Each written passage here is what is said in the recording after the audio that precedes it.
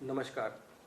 आज हम अपने खास बातचीत के प्रोग्राम में एक बहुत ही जानी मानी शख्सियत से रूबरू होने जा रहे हैं, जिन्होंने अपने सर्विस काल में बहुत सारे ऐसे उदाहरण दिए हैं जो आज भी पब्लिक पुलिसिंग के लिए और सार्वजनिक पुलिसिंग के लिए आत्मसात किए जा रहे हैं।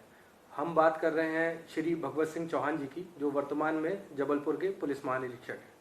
चौहान साहब नमस्कार। जी नमस्कार। चौहान साहब, आपका जबलपुर से बहुत पुराना नाता रहा है, लगाव रहा है। आप बतौर एडिशनल एसपी के रूप में भी आपने यहाँ पे अपनी सेवाएं दी हैं। आज और उस समय के जबलपुर में आप क्या मेजर डिफरेंस देखते हैं? अब नेचुरली जब मैं एडिशनल एसपी था तो यहाँ 2001 में मैं इंदौर से आया था और 2005 तक मैं एडिशनल एसपी रूरल और शहर दोनों के रूप में मैंने काम किया है। और उस समय से करीब 19-20 साल का डिफरेंस है जी। तो नो डाउट शहर चारों तरफ, चारों दिशाओं में 4-4, 5-5 किलोमीटर एक्सपैंड हुआ है जी। और बहुत सारी कॉलोनियाँ, बहुत सारे व्यापारिक प्रतिष्ठान, जी। होटल्स बहुत अच्छे स्तर के जी। और कॉलोनी बहुत अच्छे स्तर की डेवलप हुई हैं। जी।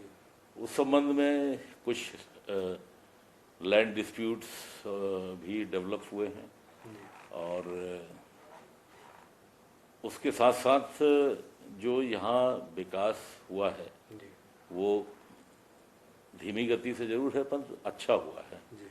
और अभी जैसा कि यहाँ पर ओवर ब्रिज भी बन रहे हैं शहर में जी। और इससे निश्चित रूप से काफ़ी बदलाव आएगा। ट्रैफिक जो बड़ा कंजेशन हुआ करता था, जी। निश्चित रूप से ओवर ब्रिज बनने के कारण हमारी ट्रैफिक की समस्या जो 20 शहर में, जो पुराना शहर है जी। जहाँ वाहनों का लोड ज़्यादा है, जी। वो उसमें काफ़ी अंतर आएगा। जी। लेफ्ट टर्न काफ़ी अच्छे हुए हैं जी। और चौराहे विकसित हुए हैं, जी। वो थोड़ा डेवलप हुए हैं, उनकी चौड़ाई रोडों की शहर में बढ़ी है जी। तो उससे यातायात व्यवस्था हमारी सुधरी है। जी। परंतु अभी बहुत सारा इसमें सुधार की आवश्यकता है जी। और निश्चित रूप से होगा। और इन बीच में जो क्राइम पैटर्न पे बदलाव हुआ है जी। तो मैंने ये देखा है कि अभी पिछले 3 साल से मैं देख रहा हूँ कि धीरे धीरे क्राइम यहाँ पर घटा है। जी। और जो बमबाजी की घटनाएं होती थी जी। वो करीब करीब पूर्णतः रुक गई हैं। जी। चाकूबाजी जरूर निश्चित रूप से यहाँ पे अभी है जी। और उस पर हम समय समय पे चेकिंग और अभियान आर्म्स एक्ट के तहत जी। करते रहते हैं, उस पर नियंत्रण करने का प्रयास कर रहे हैं। जी। ओवरऑल लैंड ऑर्डर व्यवस्था जबलपुर शहर के अपन देखें जी। तो काफ़ी अच्छी स्थिति में है। जी। यहाँ कोई संगठित गैंग जी। या गैंगवार जी। इस प्रकार की कोई घटना यहाँ पे ये ना संगठित अपराध अभी जबलपुर में नहीं हुआ है और काफ़ी अपराधी काफ़ी तरह से नियंत्रित में है। जी। और समय समय पर हम उनके खिलाफ अभियान चलाकर जी। उनके अवैध निर्माणों को तोड़ना, जी। जो बड़े क्रिमिनल्स हैं उनके खिलाफ NSA के तहत कार्रवाई करना, जी। ये सब हमारी निरंतर जारी है। जी। इन सब का परिणाम ये है कि जबलपुर शहर में या जिले में या जोन में जी। काफ़ी अच्छी स्थिति में हम आपराधिक दृष्टि से हैं। जबलपुर संभाग की कमान संभालने के बाद आपने किन प्रमुख बातों को मतलब प्राथमिकता में रखा था कि इस पे आपको काम करना है? जैसा कि मैंने बताया कि पुलिस का मुख्य काम जो है जी। अपराधों को रोकथाम करना और अपराध हो जाए तो उसको विवेचना करके अपराधियों को शीघ्र पकड़कर उनको न्यायालय के कटघरे में खड़ा करना और ज़्यादा से ज़्यादा उनको सज़ा दिलाना। तो जो बेसिक पुलिसिंग है उसी को मैंने इसमें कंसंट्रेट किया है और डेली मॉनिटरिंग हम अपराधों की समीक्षा करते हैं। जी। सुबह सुबह सारे एसपीओ से बात करके जी। और प्रत्येक अपराध पर हम नियंत्रण रखते हैं और मार्गदर्शन देते हैं।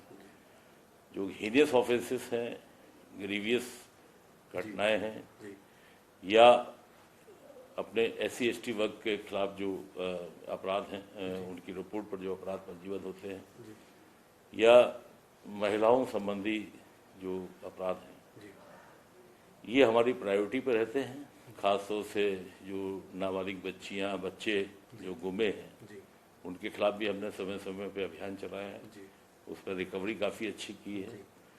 और जो गंभीर अपराध घटित होता है तो हमारी कोशिश रहती है कि हम 24 घंटे के अंदर उनके अपराधियों को पकड़ लें, गिरफ्तार कर लें और उस पर शीघ्र से शीघ्र हम कार्रवाई कराएं। तो हमारी यही प्राथमिकता रहती है। कोई भी फरियादी थाने पे आता है, रिपोर्ट करने आता है, तो हमारा यही निर्देश है कि उनको प्राथमिकता से सुना जाए, उनकी समस्या को उस हिसाब से उनकी रिपोर्ट लिखी जाए और घटना स्थल पे या स्पॉट पे क्विक रिस्पांस पुलिस का हो, ये हमारी प्राथमिकता रहती है। वैसे आपके सर्विस पीरियड के दौरान आपको ऐसी कौन सी जटिल चुनौतियां लगी जिनको आप अभी भी कभी याद करते हैं? जहाँ तक जटिल चुनौतियों का है तो मुझे तो ऐसा नहीं लगता कि कहीं कोई बहुत ज़्यादा परेशानी हुई है। और परेशानियों का जहाँ तक सवाल है कि पुलिस का जो काम है वो तो डे टू डे का चैलेंज है। हर घटना एक चैलेंज के रूप में होती है, उसका एक नया रूप होता है, नया आकार होता है, नई परिस्थितियाँ होती हैं, नए चैलेंजेस होते हैं। तो हमको प्रतिदिन अलर्ट रहना पड़ता है और उनका निराकरण, उनको चैलेंज को स्वीकार करना पड़ता है। कई बार ऐसा हुआ है कि कभी किसी मुद्दे पे बहुत बड़ा लॉ एंड ऑर्डर हुआ या कोई धार्मिक कार्यक्रमों में या सामाजिक कार्यक्रमों में काफ़ी क्राउड मैनेजमेंट की व्यवस्था रहती है, वो एक बहुत बड़ा चैलेंज होता है। कभी किसी आपराधिक घटना को लेकर भी चैलेंजेस बीच बीच में आते हैं। शुरुआती दौर में डकैती और नक्सली संबंधी समस्याएं यहाँ मध्य प्रदेश में काफ़ी थी, वो हम लोगों के लिए एक बहुत बड़ा चैलेंज हुआ करता था। आज करीब करीब वो नगण्य हैं, ख़त्म हो चुके हैं। अभी वर्तमान में तो heinous crime, law and order, यही एक चैलेंज है पुलिस के लिए। और ख़ास तौर से साइबर क्राइम जो अभी हो रहा है, ठगी, 420, जो साइबर के थ्रू, मोबाइल के थ्रू जो अपराध हो रहे हैं, ये हमारे पुलिस के लिए बहुत बड़ा चैलेंज है। और इसमें निश्चित रूप से हमारी जनता भी बहुत ठगी जा रही है। हमारा सभी लोगों से यही अनुरोध है कि कभी भी किसी अनजान व्यक्ति को अपना बैंक डिटेल्स या जो फाइनेंशियल आपकी पोजीशन है वो ना मालूम पड़े, और किसी भी लोभ लालच में इसमें संगठित गैंग भी काम कर रहे हैं, बैंक के फ्रॉड भी हो रहे हैं। और एक गैंग कुछ ऐसे रहते हैं जो बैंकों के आसपास घूमते हैं, वो माइंड डाइवर्ट करके और एक राशि को लूट ले जाते हैं या छीन ले जाते हैं या ठग ले जाते हैं। अधिकांश घटनाएं ऐसी भी होती हैं जो घरों में जाके कोई दूसरे एजेंट बन के दिन में अकेली महिला को पाकर वो उनके साथ फ्रॉड करते हैं, बड़ी घटना भी कर देते हैं। तो अनजान व्यक्ति से कभी भी किसी प्रकार का ट्रांजैक्शन या बातचीत बहुत सोच समझ के करना चाहिए और इन सब घटनाओं से हमको बचना चाहिए। वैसे जो साइबर क्राइम की आपने बात करी, तो साइबर क्राइम एक मतलब कॉमन अपराधी द्वारा नहीं किया जा सकता, उसके लिए थोड़ा उसको बेसिक एजुकेशन उसका होना ज़रूरी है, उसकी ट्रेनिंग लेके वो लोग इस तरीके से उस फ्रॉड को अंजाम देते हैं। अब पुलिस उससे निपटने के लिए उस लेवल पे क्या तैयारी कर रही है? क्या उसके लिए जो साइबर सेल अपना बना हुआ है, तो आप क्या पा रहे हैं उसको? क्या हम पुलिस उस लेवल पे जाके उस क्राइम को क्रैश कर पा रही है? क्योंकि उसका मतलब डिटेक्शन के मामले कम है, साइबर क्राइम के जो मामले होते हैं उसमें हमारा प्रतिशत कम है सफलता का। नहीं, ऐसा नहीं है। वो साइबर क्राइम के मामले में हमारे यहाँ पुलिस मुख्यालय में एक अलग से स्पेशल सेल बन गया है, जिसमें हमारे ADG रैंक के, स्पेशल DG रैंक के अधिकारी उसके प्रभारी रहते हैं। और जबलपुर जोन में स्टेट साइबर का भी कार्यालय है और डिस्ट्रिक्ट लेवल पे भी हमारे एक क्राइम ब्रांच या साइबर क्राइम के संबंध में स्टाफ तैनात किया गया है। उसमें एक्सपर्ट उनकी ट्रेनिंग जी समय समय पर पुलिस मुख्यालय पे या जोनल स्तर पे भी होती है। जी निश्चित रूप से क्रिमिनल्स इस मामले में तरह तरह के हथकंडे और तरह तरह के अपने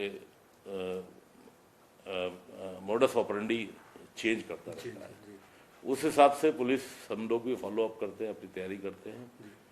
और ये बात निश्चित रूप से है कि जो फॉरेन से संबंधी जो साइबर क्राइम करते हैं उसको डिटेक्ट करने में हमको थोड़ा दिक्कत जाती है। जी बाकी स्टेट के अंदर या अपने देश के अंदर जी यदि क्रिमिनल ने यहाँ से कोई ऑफेंस किया है तो उसको हम लोग ट्रेस कर लेते हैं। मतलब वो सर्वर और गेटवे पे डिपेंड करता है कि किस गेटवे से पैसा ट्रांसफर हुआ है या किस सर्वर से उन्होंने हैंडलिंग करी है। अगर वो इंटरनेशनल सर्वर है तो फिर प्रॉब्लम हाँ, तो थोड़ा हमको उसमें कंपनियों से उतना कॉपरेशन नहीं मिलता है या दूसरे देशों से उतना अच्छा कॉपरेशन नहीं मिलता है, तो थोड़ा सा प्रॉब्लम जाती है। पर यदि स्टेट में और आसपास कहीं प्रांतों से हुआ है तो उसको हम लोग पकड़ लेते हैं और उस पर हमको सफलता मिलती है। समय जरूर इन ऐसी बेयोजनाओं में जी थोड़ा समय लगता है, जी क्योंकि अपराधी बहुत सतर्क रहता है। जी वो अपने नाम पता भी उसमें गलत रखता है, जी उसके जो अकाउंट डिटेल रहते हैं जी वो भी बड़े कंफ्यूजिंग रहते हैं, तो आरोप तक पहुंचना जी। थोड़ा दिक्कत वाला काम होता है, पर हम लोग पहुंच जाते हैं, उसमें सफल हो जाते हैं। अभी कुछ समय पहले ही भाई साहब नक्सलवादियों का मूवमेंट मंडला में हुआ, वहाँ शायद मुठभेड़ भी एक हुई। और तो अब उसको लेके क्या, जब अपने संभाग में सिर्फ एक वहाँ जिला है और एक बालाघाट, जहाँ पे आसपास जबलपुर से लगे ये दो जिले जिनमें ज़्यादा इस तरीके की बातें बीच में रह के आ जाती, तो उसके लिए क्या कुछ अलग से आप लोग कुछ मोटस ऑपरेंडी है जिस पे अपन काम कर रहे हैं? उसमें भोपाल लेवल पर हमारा एक नक्सल सेल बना हुआ है जी और कोई भी इनपुट आता है तो उसकी जानकारी हम लोगों को मिलती है। उस हिसाब से हम समय समय पर चेकिंग और अपने एरिया को जी स्क्रीनिंग उसकी हम करते रहते हैं। जी और अभी जबलपुर शहर में या आसपास इस टाइप की कोई संभावना भी नहीं प्रतीत हुई है। जी समय पे हमारा ग्रामीण क्षेत्रों में भी जी शहरी क्षेत्रों में भी इस दृष्टिकोण से जी हम चेकिंग और वेरिफिकेशन करते रहते हैं। वैसे पुलिस विभाग में काफ़ी लंबे समय से बात बार बार उठती रही है कि बल और संसाधनों की कमी रही, और वो एक अलग तरीके से चुनौती है कि आपको सीमित साधन संसाधन में पॉपुलेशन लगातार बढ़ती जा रही है, बल आज भी मतलब कंपैरेटिवली उतना ही, उसको कैसे फिर मैनेज किया जाता है? अब बल का जहाँ तक सवाल है, निश्चित रूप से अभी पिछले 10-15 सालों में तो काफ़ी वृद्धि हुई है। जी नए थाने और चौकी भी हमारे बने हैं जी और थानों की बिल्डिंग और परिसर भी बने हैं। जी ट्रैफिक में और कंट्रोल रूम में, जी इसमें जिला बल में वृद्धि हुई है जी और उस जो बल है उपलब्ध उसी से हम मैनेज करते हैं क्राइम। जहाँ तक लैंड ऑर्डर का सवाल है तो हमारे लेवल पे कुछ फोर्स एसएफ का अलॉटमेंट होता है जी और बाकी पुलिस मुख्यालय स्तर से भी कोई बड़ी घटना दुर्घटना या कोई जुलूस और मेला का प्रबंध करना होता है। जहाँ तक ये पुलिस व्यवस्था की बात है तो जहाँ सामाजिक राजनीतिक धार्मिक बड़े बड़े जो आयोजन होते हैं, यहाँ पर काफ़ी संख्या में तादाद में लोग इकट्ठे होते हैं, लैंड ऑर्डर की एक प्रॉब्लम होती है या कोई बड़ा आंदोलन है, तो ऐसे समय में हमारे जोनल स्तर पे भी हम फोर्स का अलॉटमेंट करते हैं। जी और इसके अलावा ये तो और अतिरिक्त बल की आवश्यकता होती है तो हम आसपास के ज़िलों से और पुलिस मुख्यालय के निवेदन करने पर जी हमको एसएफ की या एसटीएफ की एक्स्ट्रा कंपनी अलॉट हो जाती है जिनसे हम व्यवस्था कर लेते हैं।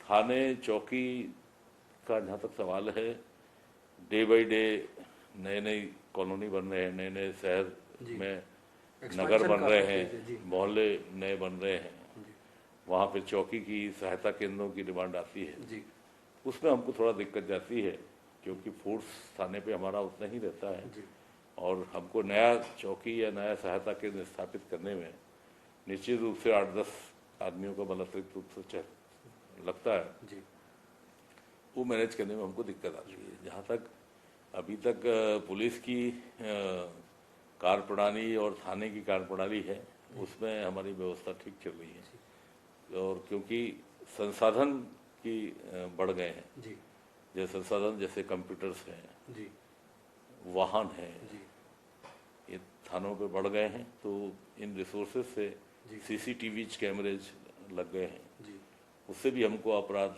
और अपराधियों को पकड़ने में, निकालने में जी काफ़ी सहूलियत होती है।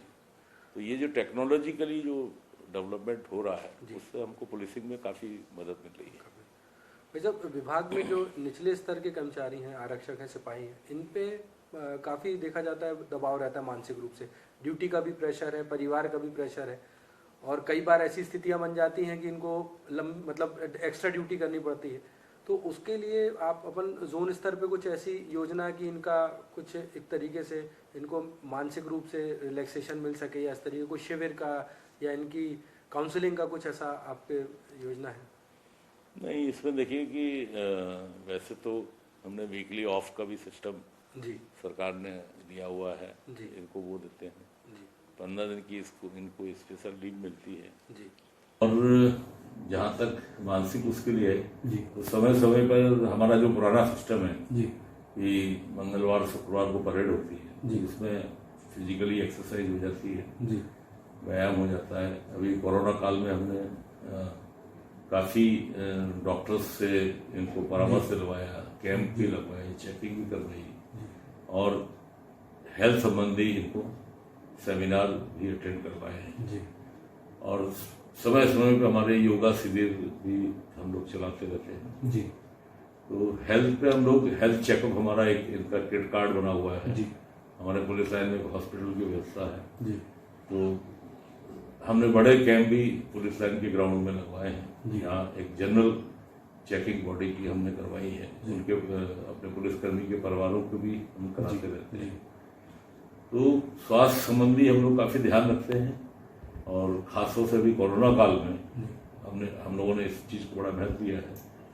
थोड़ा सा भी तबीयत खराब होने पे हमने आगे बढ़ के हमारे एसपीओ ने उनको पूरा इलाज उपलब्ध कराया है। वैसे जबलपुर संभाग के अंतर्गत जो जिले आ रहे हैं, उनमें आप कौन सा ऐसा जिला, मतलब आप 3 साल के आपके अनुभव में, कि वो एक जिसको आप मानेंगे कि हाँ ये ज़्यादा मतलब शांत है लॉ एंड ऑर्डर की दृष्टि से, और ये ज़्यादा मेहनत करना पड़ता है डिस्टर्बिंग? इस दृष्टि से देखें तो अपने सिवनी, छिंदवाड़ा जी दोनों जगह हमारे काफ़ी पीसफुल हैं, और वहाँ पे कोई ऐसा बड़ा लैंड ऑर्डर की स्थिति नहीं हुई। जी कटनी, नरसिंहपुर भी अभी ठीक चल रहे हैं। यहाँ पर जबलपुर और नरसिंहपुर में जी थोड़े से क्राइम हुए हैं, जी और ओवरऑल पूरा जोन पीसफुल है। साइबर अपराध के मामले में कभी आपने आम जनता के लिए एक अपील करी है कि वो इससे बचें? जो जबलपुर में एक साइबर एसपी बैठते हैं, साइबर सेल अपना एक अलग वर्किंग कर रहा है, क्या भविष्य में उनके माध्यम से कुछ ऐसी जागरूकता के प्रोग्राम आप लोग लाएं जिससे अभी जो एक कॉमन मैन तक वो बात नहीं पहुंच पा रही, एक मध्यम वर्गीय परिवार या उससे बिलो जो है, जो लोग अमूमन शिकार हो रहे हैं, इससे किसान है या जो कम पढ़े लिखा वर्ग है, उसको कैसे इस मामले में जागरूक किया जा सकता है? इसमें अभी कोरोना काल के पहले जी हम लोगों ने कुछ स्कूल और कॉलेजों में जी स्पेशल एक 40 मिनट का प्रोग्राम रखवाया जी था। जी इसमें साइबर से संबंधित जानकारियां उनको दी गई थी, जी और हमारे जो नौजवान नवयुवक हैं, युवतियाँ हैं, जी इनको उनसे काफ़ी अलर्ट करने के लिए इनको आगाह किया गया था। बीच बीच में इनको अभी कॉलेज और ये खुलेंगे तो हम इनसे फिर से उनको क्लासेस लगवाएंगे, इनको जागरूकता और का एक अभियान जागरूकता के लिए इनका अभियान भी चलाएंगे। जी ग्रामीण क्षेत्रों का आपने जहाँ तक ध्यान दिया है, तो मैं अभी जब हमारी पुलिस पार्टी जो गश्त पे जाती है, जो हमारे टीआई जाते हैं, जी तो मैं उनको निर्देशित करूंगा जी कि वो वहाँ पंचायत में लोगों को इकट्ठा करके और इस संबंध में उनको अवगत कराएं। भाई साहब, ये बार बार रहने की बात आती है कि जबलपुर की अभी रिसेंटली जबलपुर में ही कुछ बड़ी कार्रवाई हुई, बड़े माफियाओं के खिलाफ बड़े एक्शन हुए, तो उसके बाद भी ये कार्रवाई हुई थी कि कुछ पुलिसकर्मियों की साठगांठ से वो सालों से वो अपना व्यापार इतना स्थापित कर पाए, इतनी अकूत अवैध संपत्ति उनने अर्जित करी, एक धंधेबाजी की शैली में उन्होंने पूरा काम किया। इसको इस नेक्सस को आप कैसे देखते हैं? देखिए, जैसा मैंने आपको पहले बताया कि यहाँ पर कोई बड़े क्रिमिनल्स या कोई संगठित अपराध जी या संगठित गिरोह कोई काम नहीं कर रहा है। यहाँ पर जो क्राइम जो होता है वो एक इंडिविजुअल टाइप का कहना चाहिए कि होता है, और अकस्मात तात्कालिक रूप से ज़्यादा होता है। जी उस पर हम लोग समय समय पे कार्रवाई करते रहते हैं। हमने गुंडा, पिछले वर्ष हमने काफ़ी गुंडा फाइलें पुराने रिकॉर्ड को देख के खुलवाई हैं, जी हिस्ट्री शीट्स खुलवाई हैं, जी और उन अपराधियों की समय समय पर चेकिंग और उनके खिलाफ प्रिवेंटिव एक्शन बहुत सारे जिला बदल किए गए, NSA किए गए, 110 प्रिवेंटिव एक्शन किए गए।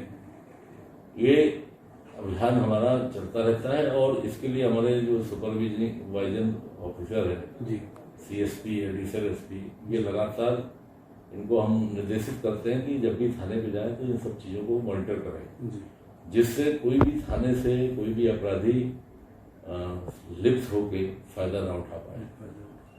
क्राइम ब्रांच भी जबलपुर में स्थित है जी और हमारी जिला विशेष शाखा DSP, इनके द्वारा भी इंटेलिजेंस कलेक्शन और गोपनीय रूप से जानकारी देते रहते हैं, और जैसे ही किसी अपराध की जानकारी मिलती है तो हम कार्रवाई करते हैं।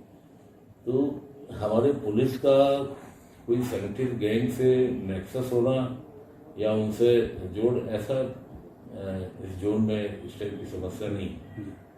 अभी कुछ भू माफिया या रेत माफिया या शराब माफिया इस टाइप के जरूर काम हुए हैं, तो उन पे भी हम लोग अच्छी कड़ी कार्रवाई कर रहे हैं। क्योंकि रेत माफिया को तो भाई साहब ये मतलब संभाग के कई जिलों से वो नर्मदा जी का जुड़ाव है, नर्मदा नदी निकलती है, और ये जिस तरीके से अवैध उत्खनन हो रहा है, अभी ये कई पिछली 2-3 घटनाएं ऐसी हुई जिसमें गैंगवॉर भी हुआ, गोलियां चली हैं, तो ये एक तरीके से अब वो संगठित अपराध की ओर बढ़ रहा है।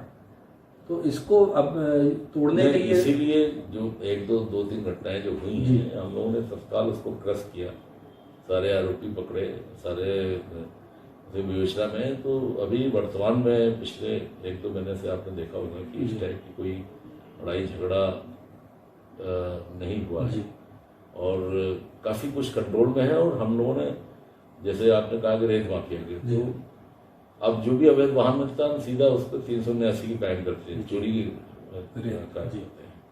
ये तो पहले उसको जनरली पकड़ के और माइनिंग विभाग को देते थे, अब माइनिंग विभाग भी कार्रवाई करता है, और हमारे यहाँ से भी 379 की कार्रवाई होती है, तो उससे काफ़ी कुछ नियंत्रण हुआ है। भाई साहब, अंतिम सवाल आपसे ये है कि आप पब्लिक पुलिसिंग को किस तरीके से और बढ़ाने का एक योजना देखते हैं, और राजनीतिक हस्तक्षेप को पुलिस कार्रवाई में कितनी जगह देते हैं?